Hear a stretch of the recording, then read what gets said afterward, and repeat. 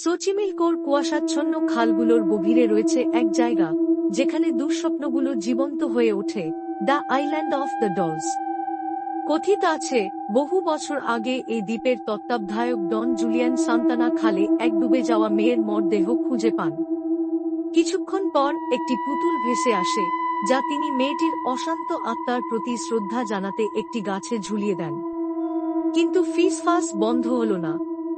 ভয়ে জুলিয়ান পরিত্যক্ত পুতুল সংগ্রহ করতে শুরু করেন এবং সেগুলো দ্বীপ জুড়ে ঝুলিয়ে রাখেন। ভাঙা, ক্ষতিগ্রস্ত এবং অঙ্গহীন পুতুলগুলো তাদের ফাঁকা চোখ দিয়ে দর্শনার্থীদের দিকে তাকিয়ে থাকে, যা একসঙ্গে ভয়ঙ্কর এবং মগ্নকর। স্থানীয়রা বলে, পুতুলগুলো নড়ে এবং রাতে কিছু কিছু ফিসানি শোনা যায়।